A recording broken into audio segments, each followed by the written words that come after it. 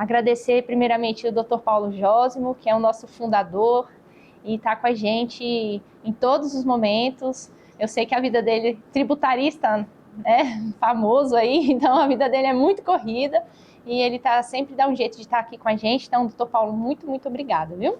Hoje a nossa mesa é uma mesa composta por dois grandes, eu vou dizer já doutrinadores, né?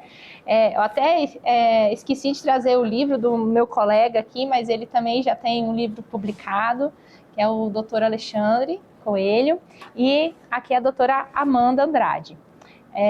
Eles vão conversar com a gente hoje um pouco sobre reclamação constitucional e é um tema assim, muito, muito interessante, é um tema que está em discussão nos tribunais superiores, questões de cabimento, questões de inconstitucionalidade superveniente.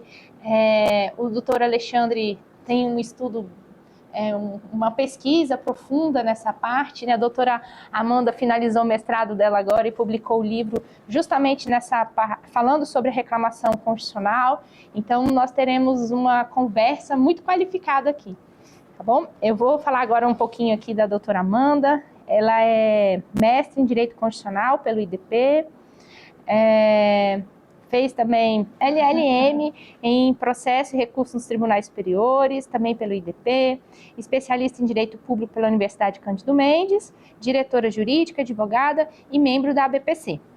Então, doutora Amanda, vou deixar você explicar aí um pouquinho sobre o seu tema e depois eu apresento o doutor Alexandre e ele dá continuidade na nossa conversa, tá bom?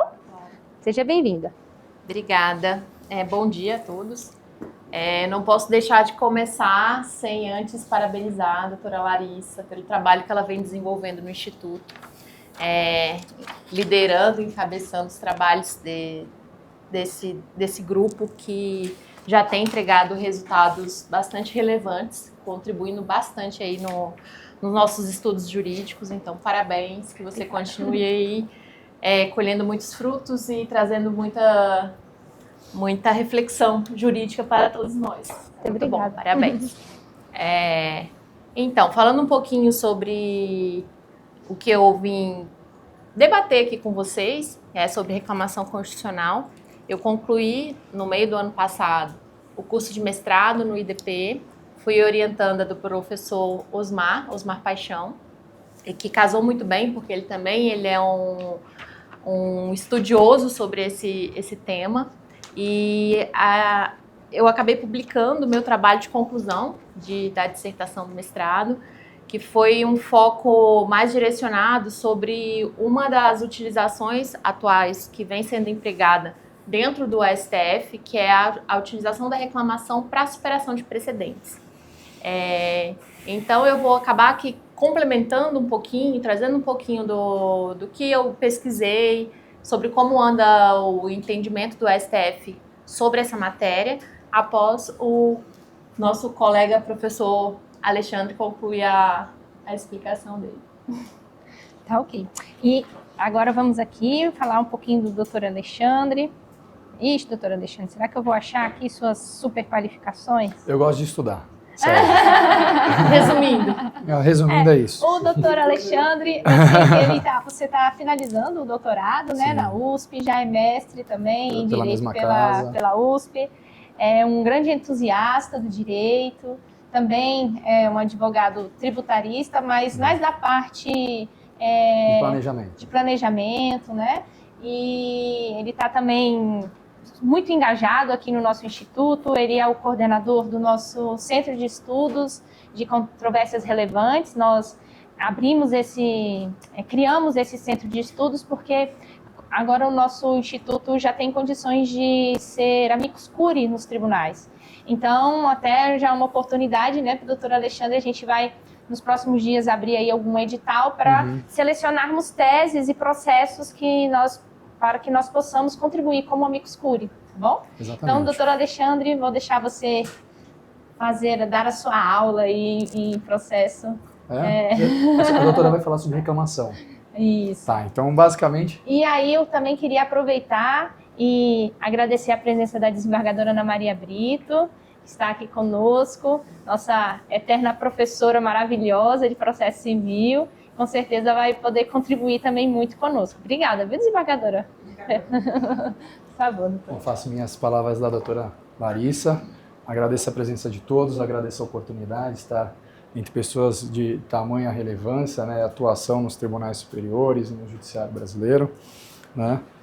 O meu tema, ao oposto do tema da doutora, ele fala sobre os impactos das decisões supervenientes no passado, de certa maneira, né. A doutora vai falar sobre esses impactos nos atos futuros, né, e prospectivos, e eu então vou me limitar, de certa maneira, a falar sobre esses impactos e essa eficácia dessas decisões, como elas vêm evoluindo, e como a superveniência interpretativa do Supremo Tribunal Federal, para fazer um gancho com o tema de reclamação, afeta as nossas relações, né? Antes de entrarmos, de fato, na análise da superveniência interpretativa, nós temos que voltar um pouco na evolução histórica do Supremo e do recurso extraordinário, e entender que originalmente ele não tinha a função que possui hoje, né, de orientação e uniformização interpretativa. Ele se inicia, né, de forma, nas primeiras constituições como um recurso, né, que era dirigido ao Supremo Tribunal Federal, que até 1988 não tinha as competências como nós conhecemos hoje, né, até então dividia algumas competências, inclusive em âmbito federal, né. Então, lá em meados de 1950, 1930, inclusive, alguns doutrinadores, pesquisadores, Pedro Lessa, por exemplo, e depois o professor Buzaide, ambos da Faculdade de Direito da USP, já vinham destacando, né, os riscos e os perigos da crise que eles chamavam à época do STF, né, e como as dificuldades de gestão desse conjunto, desse acervo processual, acabava impactando, de certa maneira, na efetividade do processo, né.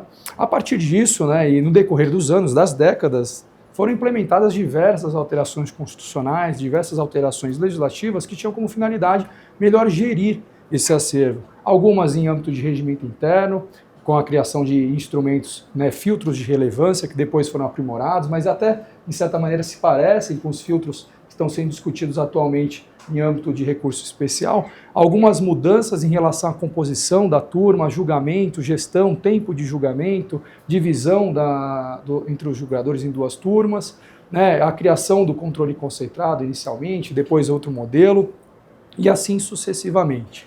O ponto é que, em algum momento, tivemos uma virada histórica, uma guinada histórica, em que se avançou sobre a teoria interpretativa do direito, né, e aquele recurso que era influenciado pelos modelos americanos, né, o Grit of Mandamus e o Grit of Error, se aperfeiçoou no modelo nacional que temos hoje, né, que tem como finalidade precípua, de fato, a uniformização interpretativa, né. Então, em certo momento, já para pular algumas etapas acadêmicas e algumas discussões doutrinárias, tivemos o que temos atualmente, que é a consolidação da objetivação do controle difuso. Isso é importante colocar e considerar, porque um dos temas que eu vou abordar, que é o tema 881 e 885, é justamente a pedra, né, em que o ministro Barroso esclarece, né, essa objetivação e como os efeitos das decisões proferidas em controle difuso, de fato, possuem transcendência suficiente para acessar, inclusive, a coisa ajudada em temas que têm divergência interpretativa,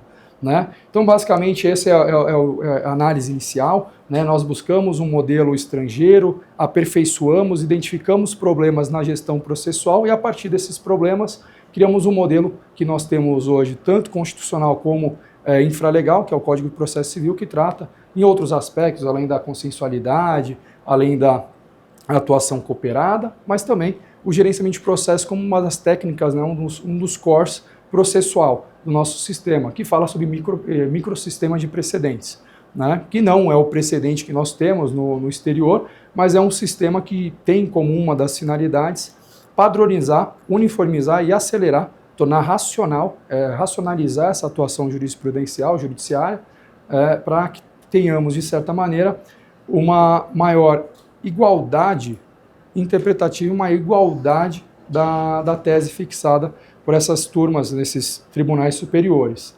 Tá? Então, superados esses pontos, a ideia será, então, avaliar essa evolução jurisprudencial, né, a partir da súmula 343, de forma sintética, breve, até considerando que eu tenho 20 minutos, eu não coloquei o time, mas eu tenho certeza que a doutora Larissa fará isso por mim, né? Mas a ideia, então, seria trazer o marco inicial, como a súmula 343, em que naquele momento se discutia a possibilidade ou não de uma decisão superveniente, uma interpretação posterior, afetar a coisa julgada, e quais seriam essas hipóteses em que isso seria possível. E lá ficou consignado, por conta das decisões que eram proferidas, né, a interpretação jurisprudencial à época, que não caberia a rescisória quando aquela matéria de direito ainda estivesse controvertida nos tribunais, né? Então esse foi o primeiro marco de discussão das limitações, de fato, por súmula, lá na década de 60, né, quando o ministro Victor Nunes começou a utilizar esses modelos de gerenciamento e contenção, né, da litigiosidade por relevância ou por repetição, né? Então restou estabelecida que a rescisória, privilegiando a segurança jurídica, não seria cabível quando houvesse essa divergência. Por quê? Porque, à época, a teoria interpretativa admitia que a atividade jurisdicional, né, traria, entre as suas possibilidades, interpretações distintas. E essa admissão de interpretações distintas não poderia prejudicar a máxima de segurança jurídica, né? Após, claro, isso iria mudar, e mudou, né? Na súmula 400, que é uma súmula também muito próxima, restou estabelecido que a interpretação razoável do recurso extraordinário também não seria o suficiente para afastar a sua aplicação, até por sua rescindibilidade. Por quê? Porque ainda não havia, naquela época, o avanço da teoria da máxima interpretação constitucional, que seria a supremacia da Constituição, né? Ainda se tinha esse trade-off entre segurança jurídica e igualdade, né? Muitos doutrinadores, inclusive o professor Buzaid, era um dos que defendia a racionalização do processo, mas ainda tinha algumas ressalvas em relação à natureza vinculante das decisões judiciais, né, como precedentes de fato, né? Até então, até 1988, ainda havia um movimento de aumento dessas técnicas de racionalização. Até então, as decisões judiciais, até 2015, na verdade, não havia uma previsão muito clara sobre a sua vinculação, como temos no artigo 927, e então ela possuía essa natureza persuasiva, e por ser persuasiva, admitia-se então a divergência entre os tribunais, né? Então, mesma coisa aconteceu com a súmula 400. E aí, tendo um gap, um salto histórico, quando nós fazemos a delimitação do tema, apenas por aqueles, para poder fazer a complemento ao estudo da doutora, com matérias que foram delimitadas e julgadas em repercussão geral, chegamos em 2014, né, com o tema 136. Em que se discutia a possibilidade ou não de ação rescisória, e lá foi decidido que não caberia ação rescisória quando aquele entendimento, né, que se pretendia rescindir, aquela coisa julgada que se pretendia rescindir, estivesse em harmonia com o entendimento do Supremo Tribunal Federal. É interessante pontuar esse tema, porque em algum momento lá na frente voltaremos a falar sobre ele, né? Em seguida, tivemos o tema 733, 2015, que fez uma delimitação em relação à coisa julgada, só que em âmbito de controle concentrado, né? Então falou que caberia, né, de fato, a ação rescisória. Na verdade, a partir da decisão superveniente, haveriam efeitos, as possibilidades de rescisão, mas eles não seriam automáticos. Caberia, então, caso a caso, a parte identificar dentro do prazo decadencial e solicitar, né, a sua rescisão. Em seguida, 2018, já estamos nos aproximando da realidade, né, tivemos então o julgamento do tema 360. Esse é um dos temas que serviu como core para o julgamento do tema 1338, que falaremos a seguir, em que falava sobre a possibilidade, aí sim, de rescisão da decisão, né, quando presente um entendimento do Supremo Tribunal Federal ao tempo da coisa julgada. Então a gente já começou a ter uma guinada entre a segurança jurídica para a igualdade do direito, né? Então nesse momento a gente começa, o nosso judiciário começa a admitir essa guinada em favor da igualdade, em favor da equidade, em favor da uniformização do entendimento, quando permite a rescindibilidade de uma decisão transitada em julgada, quando é contrária a um posicionamento firme, ao entendimento consolidado trazido pelo Supremo Tribunal Federal, né?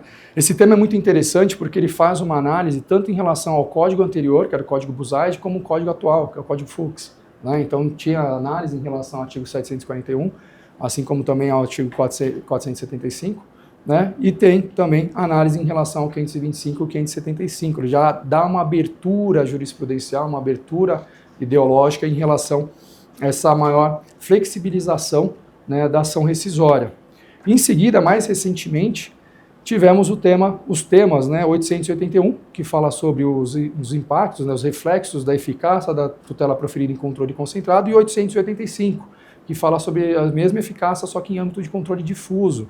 Né? Lá, restou consolidada uma teoria de um dos professores, até aqui de Brasília, do professor Paulo Mendes, que falava sobre a eficácia prospectiva e a interrupção imediata das decisões, né, da eficácia da decisão transitada em julgado, a partir do momento que o Supremo muda sua interpretação.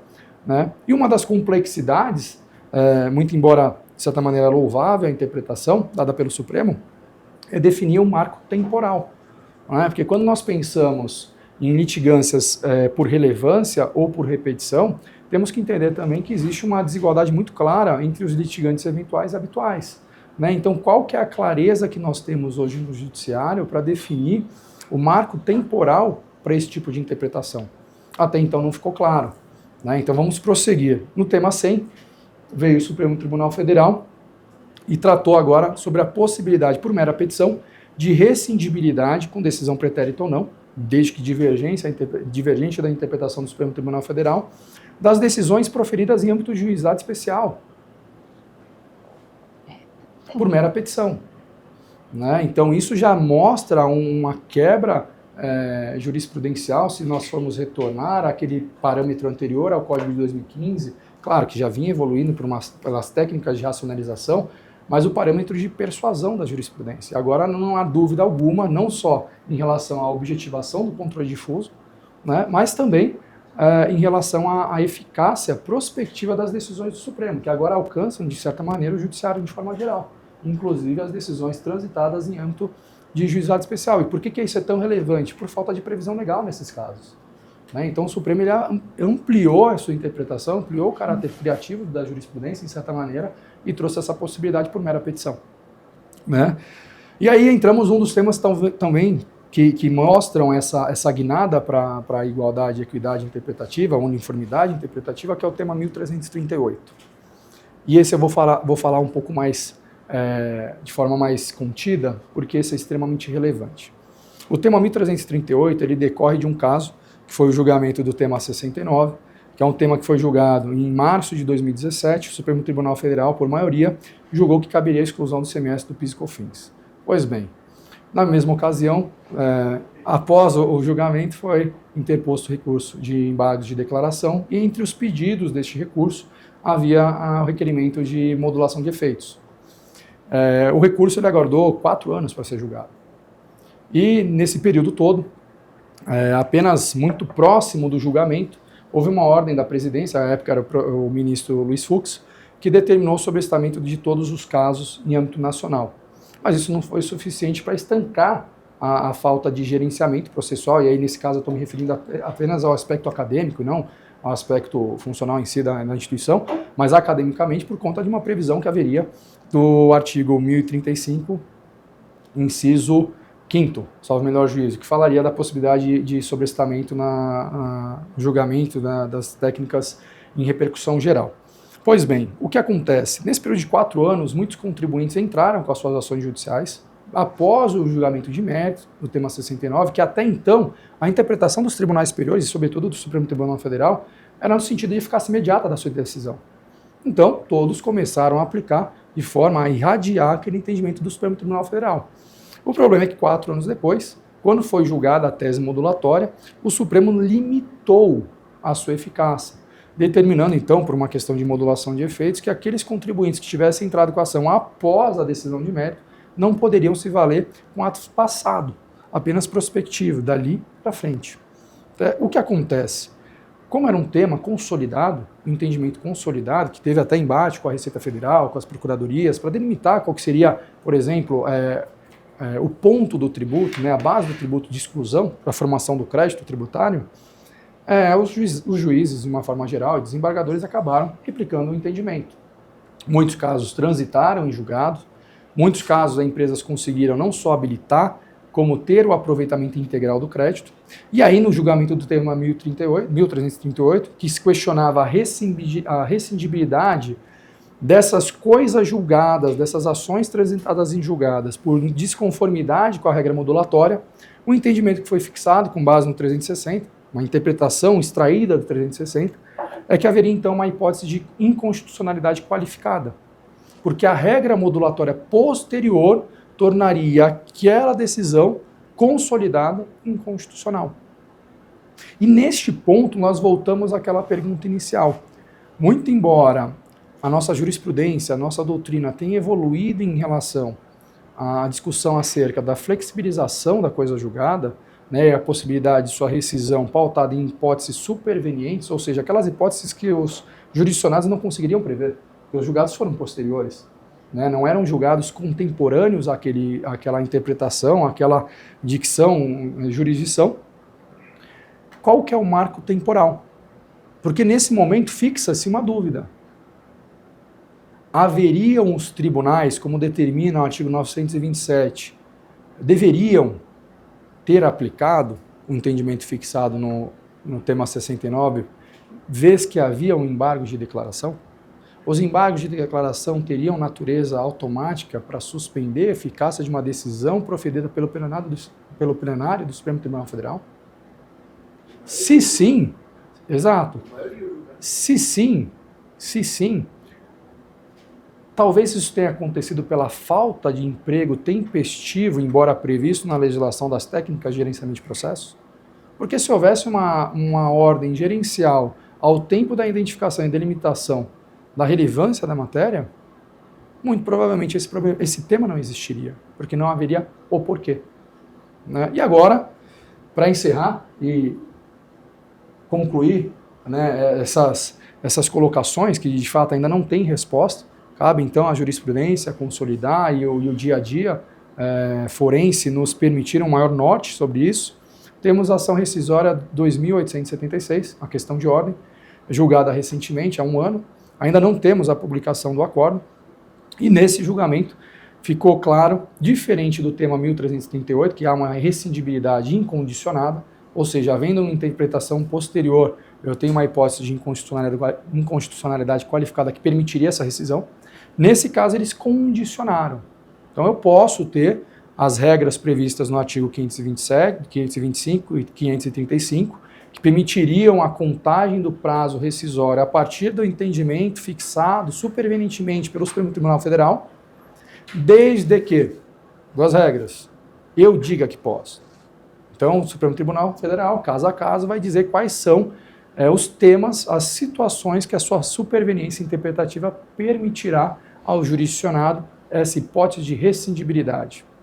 A segunda hipótese é que, mesmo que admitida a rescindibilidade, ela vai poder retroagir, ou seja, a rescisão da decisão permitirá retroagir 5 anos.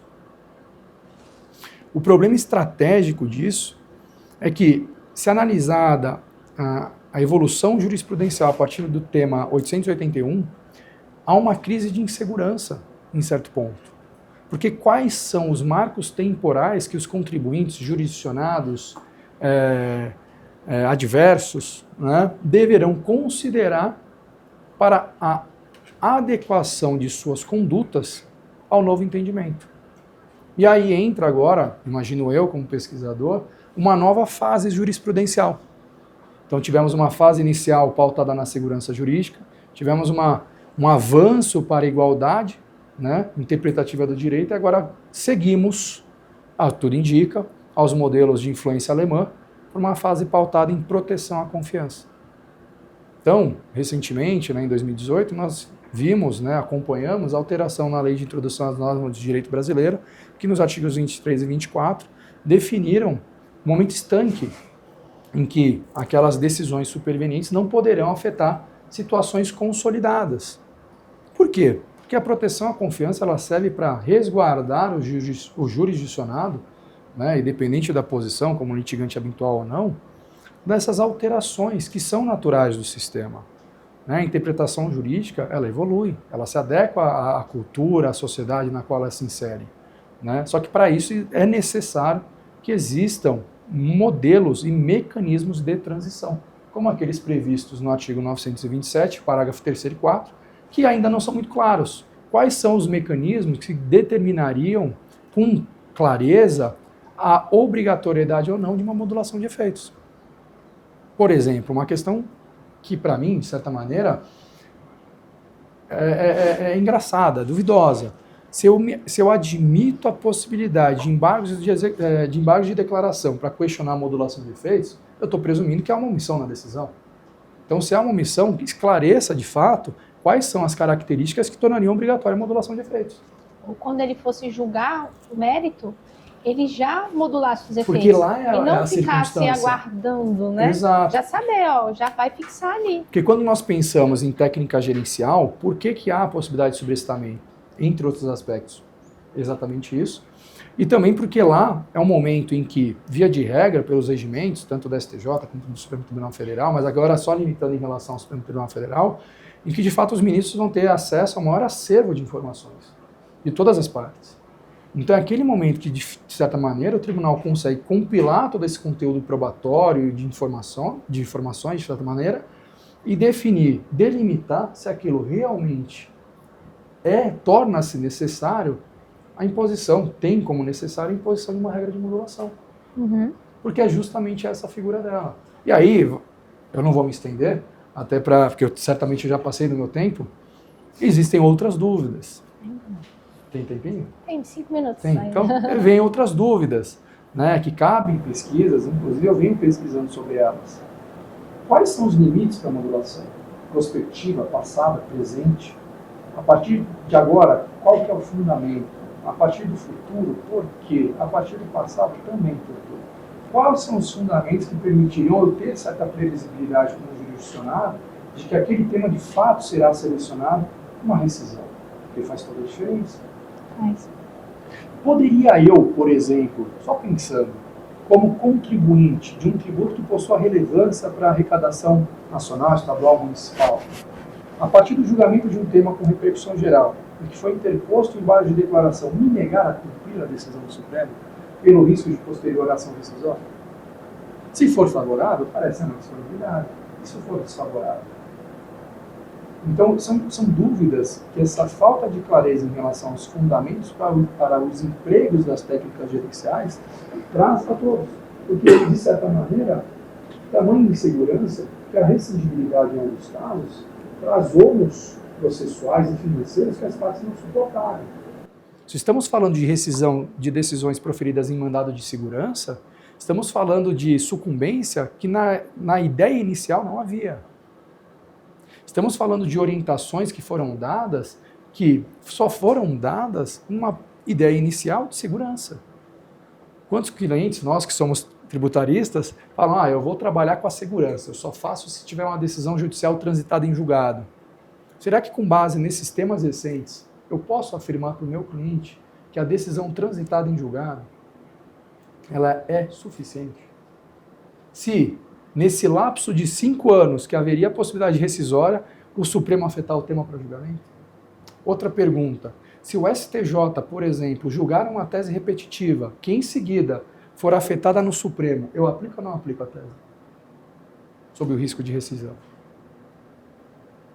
Então são várias dúvidas que devem ser sanadas, e aí a partir dessas dúvidas, eu imagino, como pesquisador e dentro da minha área de pesquisa, que vamos sair então de um marco inicial de segurança jurídica para um marco agora visando a proteção da confiança, que parece que é o fator determinante para que todas essas decisões e toda essa interpretação que tem porquê, né, atual, seja de fato efetiva e que traga, né, o norte do qual o Supremo tem a sua função constitucional. Então eu concluo, peço desculpas pelas dúvidas que foram levantadas, por todo o brainstorm que eu fui fazendo aqui com a minha papelada. Eu cheguei a preparar um slide, mas eu falei para a doutora Larissa que eu gosto tanto desse tema que eu não consigo me prender ao slide. Então ia acabar tendo aquele momento em que eu terminaria de falar e nós teríamos que avançar nos slides. Né? Vai ser uma dúvida. Exato. Você gosta do tema, mas é uma dúvida. Porque isso que você está falando é o que o empresário Exato. experimenta real. Exato, exato. Nós temos casos no STJ que a qualquer momento pode ser pensada no repetitivo, com viés de posição favorável à fazenda, com o contribuinte que já está gozando de decisão do Estado julgado tem 3, 4 anos. E aí, apenas um complemento, São os entendimentos recentes, por exemplo, em questões tributárias da Receita Federal, que fala que o contribuinte possui, de fato, e isso chancelado pelos tribunais superiores, 5 anos para aproveitar aquele crédito. E aí? Como que eu faço? É necessário criar novos mecanismos de gestão ou aumentar o rigor na aplicação daqueles que já são previstos na legislação.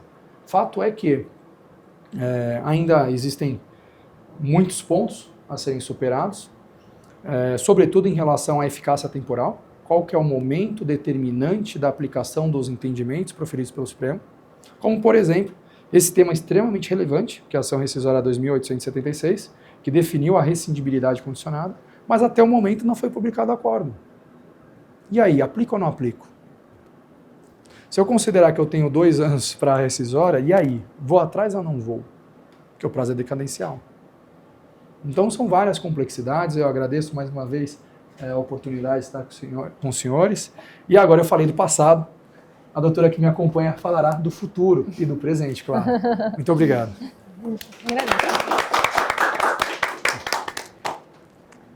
Bom, como o doutor Alexandre colocou, eu vou acabar indo para um sentido um pouco contrário, mas de certa maneira complementar com a exposição que ele fez, que foi mais centralizada na questão da eficácia temporal, né, das decisões supervenientes e o efeito dessas decisões nos casos já consolidados, principalmente operados pela coisa julgada. E o que, via de regra, acaba muitas vezes vindo atrás a essa discussão em sede de embargo de declaração, modulação de efeitos, né, a definição do alcance dessa modulação desses efeitos. No meu caso, eu vou acabar trazendo um pouco a questão da utilização de um instrumento que também tem uma influência hoje nos precedentes, principalmente os precedentes definidos pelo STF, que é a reclamação constitucional, que de certa maneira ela tem uma função, dentre as diversas funções que acaba que hoje em dia, cada vez mais, a função da reclamação está sendo ampliada, mas entre uma dessas funções que a reclamação constitucional tem hoje dentro do STF é ajudar a estabelecer os limites do precedente definido, no caso de uma aplicação de uma situação futura, posterior à definição do precedente. Então, muitas vezes, dentro de definição de um tema, de uma tese em controle concentrado, acaba que a ratio decidente ela pode ficar muito limitada e quando você for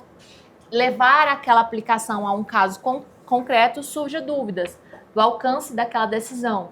Então, em diversas situações, acaba sendo necessário que seja ajuizada a reclamação para poder ser esclarecido se aquele caso, aquela situação específica se adequa à aplicação daquele entendimento firmado anteriormente. E essa, na verdade, vem sendo uma das funções utilizadas na reclamação, mas a reclamação, quando ela foi criada pelo próprio STF, por um entendimento jurisprudencial, em 1952, e com base nos poderes implícitos do próprio tribunal, porque seria necessário que o tribunal tivesse um mecanismo para garantir a autoridade das próprias decisões proferidas pelo tribunal e também para garantir a sua competência. E aí foi quando foi criada a Constituição, ou a reclamação, por um entendimento jurisprudencial, e somente na Constituição de 88 esse instrumento veio a ser inserido como um instrumento constitucional. Posteriormente, a criação jurisprudencial veio a ser inserida dentro do regimento interno do próprio STF, e aí somente em 88 veio a ser incluída como uma ferramenta constitucional. Com a criação do que nós denominamos hoje de sistema de precedentes, que acabou sendo inserido com o Código de Processo Civil de 2015, a reclamação constitucional ganhou ainda mais força e mais relevância, porque ela acabou sendo incluída também como uma ferramenta para garantir a autoridade e a aplicação dos precedentes. existe um entendimento divergente entre o STF e o STJ quanto à aplicação e utilização dessa ferramenta para garantia de precedente oriundo, no caso do STJ, de recurso repetitivo, e no caso do STF, de repercussão geral, porque o STF entende que cabe sim reclamação para garantia de aplicação de decisão proveniente de repercussão geral, enquanto o STJ, desde 2020, entende que não é cabível a reclamação para garantia de decisão proferida em recurso repetitivo. É uma decisão muito controversa, essa do STJ.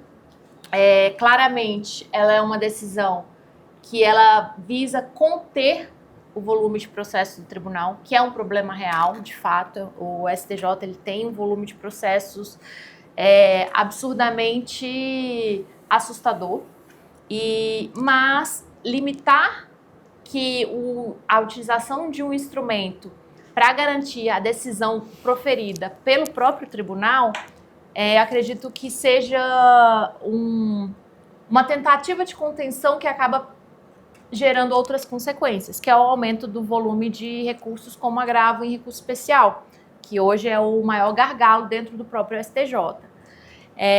Então acabou que eu acabei, né?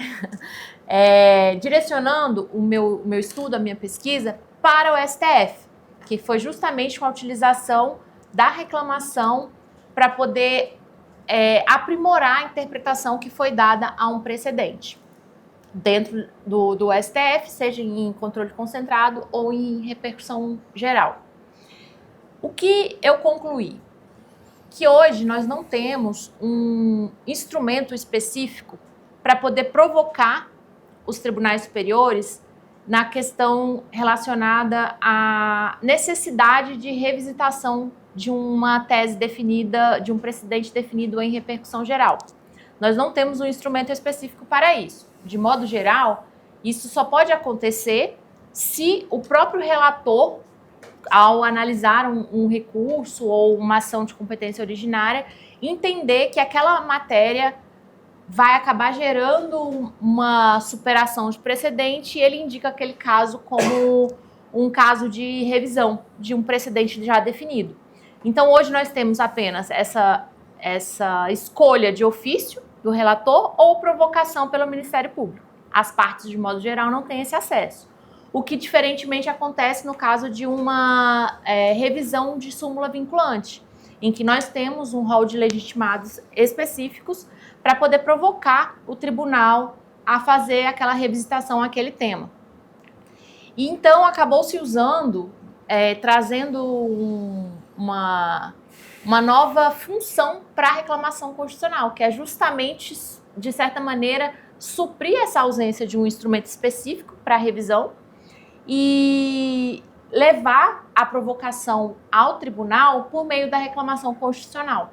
E isso vem sendo aplicado em diversos casos dentro do STF, em que, ao se questionar ou ao se apontar a não aplicação de um precedente definido, a parte ela acaba levando ao relator, ao tribunal, a necessidade justificada, fundamentada, seja por alterações, circunstâncias sociais, econômicas, levando para o tribunal a necessidade de revisitar aquele tema para uma eventual superação ou adequação daquela decisão que foi firmada com força vinculante. E a reclamação sendo utilizada com essa finalidade, ela ainda não se mostra ainda um instrumento tão completo e tão suficiente para tal. Tanto que, recentemente, a gente teve uma decisão, salvo engano, em novembro, em que, em sede de reclamação, o ministro Gilmar Mendes, ele levou para apreciação do plenário pegar aquela reclamação e atribuir a ela o rito de incidente de assunção de competência, para justamente trazer a decisão que for definida naquela reclamação o efeito vinculante de um precedente que provavelmente vai gerar a superação de uma decisão já definida pelo tribunal. E essa decisão de receber e aplicar o rito do IAC em reclamação, ela visa suprir uma lacuna que existe sobre até que ponto os efeitos de uma reclamação, de uma decisão proferida em reclamação, ela pode trazer efeitos gerais, abstrato, erga omnes. Por quê? Quando você apresenta uma reclamação questionando a aplicabilidade de uma decisão em precedente, a decisão que for proferida, ela vai ser limitada àquele caso específico. Mas hoje, como nós temos a problemática das ações repetitivas, acaba que se uma decisão for proferida dentro de uma reclamação com efeito erga omnes, ela eliminaria e resolveria inúmeros processos de uma só vez. E aí é justamente esse o ponto que acabou que os ministros, por maioria, receberam essa reclamação para julgamento sob o rito do IAC, que inclusive, salvo engano, acho que é o primeiro IAC que vai ser decidido pelo STF, porque o IAC acabou sendo um instrumento também que, apesar de ter sido amplamente elogiado quando inserido no Código de Processo Civil, ele acabou não vingando muito. A gente tem poucos casos de IAC, seja no STJ e no STF, salvo engano, esse vai ser o primeiro. Então, a reclamação ela acaba sendo um instrumento mutante e que traz uma força para a gente garantir uma melhor eficiência ao sistema de precedente, que foi instituído pelo Código de Processo Civil, justamente por ser uma ferramenta que busca impor a autoridade dos precedentes definidos pelos tribunais, que hoje nós não temos um instrumento específico a não ser a reclamação para essa finalidade. Só que existem inúmeras regras, inúmeros procedimentos a serem observados para você poder acionar o tribunal por meio de reclamação. Não pode ter trânsito em julgado, mas tem que ter sido esgotadas todas as vias recursais do processo. São as partes interessadas somente que podem provocar os tribunais por meio da reclamação. Então, eventualmente, quem participou como amicus curiae em um processo não tem essa legitimidade. O rito a ser estabelecido, ele é um rito que, via de regra, ele demandaria oficiar a autoridade coatora para se manifestar e intimar a parte contrária também para poder realizar o contraditório. Mas o tribunal, o STF, ele vem encurtando esse rito em diversos casos e entendendo pela desnecessidade de oficiar a autoridade coatora, desnecessidade de intimar a parte contrária e decidindo monocraticamente e liminarmente as reclamações. Isso tem sido um problema, porque muitas das vezes você tem uma decisão que acaba sendo cassada e reformada, que também é uma nova postura que o tribunal vem adotando, porque, via de regra, a reclamação ela só traria a cassação e a determinação de que seja proferida uma nova decisão. Mas o tribunal ele já está cassando, já está proferindo uma nova decisão de maneira liminar, sem intimar a parte contrária. E isso tem causado bastante discussão quanto a essa postura do tribunal nos julgamentos das reclamações. Porque você acaba violando o princípio do contraditório e, querendo ou não, a parte que vai ter a decisão cassada, ela está sendo prejudicada. Então, não é algo que, por mais que você se diga, mas é uma decisão que ela é teratológica, que ela é necessária, mas a parte ela teria que ter o direito de se manifestar e apresentar os seus argumentos, né?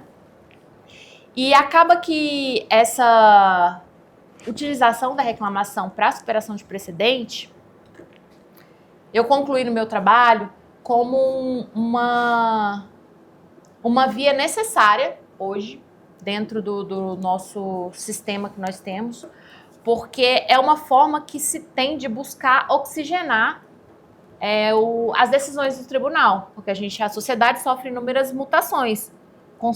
constantemente. Então, se uma decisão que foi proferida lá atrás permanecer para sempre, para o todo engessada, aguardando se chegar eventualmente um outro recurso ao tribunal que venha a superar todos os óbices de admissibilidade para ser novamente reanalisado, pode ser que aguardar este momento acontecer seja tarde. Então, a reclamação, de certa maneira, ela acaba sendo um meio que a parte tem de provocar o tribunal para dizer, olha, essa decisão lá de trás, ela se torna inviável de ser aplicada. As mudanças que já foram observadas na sociedade tornou essa decisão obsoleta, superada.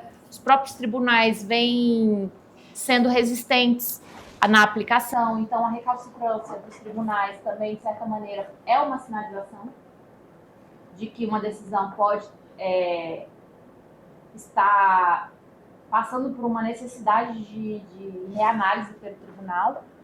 E essa questão da recalcitrância, já que eu falei sobre, ela também foi tratada no meu livro, na minha pesquisa, e também está sendo pesquisada pelo professor Osmar, vai ser objeto de um livro dele que ele também vai lançar, acho que muito em breve, sobre a problemática da reclamação que vem sendo observada principalmente no âmbito do STF, porque hoje a reclamação se tornou a ação originária de maior volume dentro do tribunal.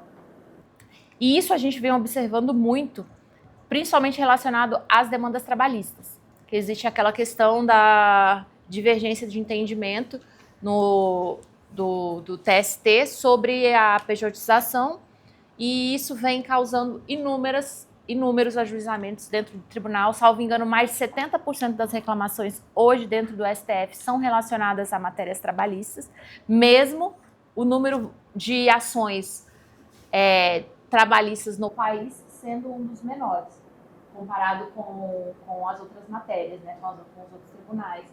Então, existe um gargalo em relação a isso, porque também a ferramenta ela é boa, ela permite essa oxigenação, mas ela também não pode ser usada como uma via, um recurso de suprimir instâncias ordinárias, um recurso de você tentar sobrecarregar e acessar o tribunal de maneira que sem observância do devido processo, né?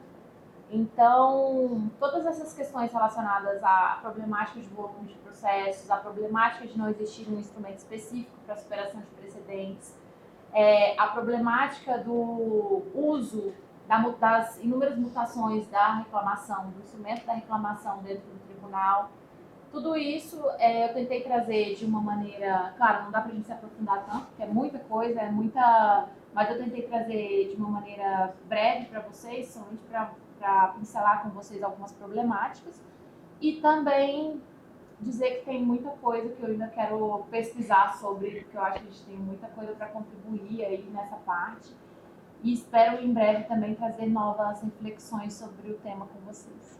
É isso. Obrigada.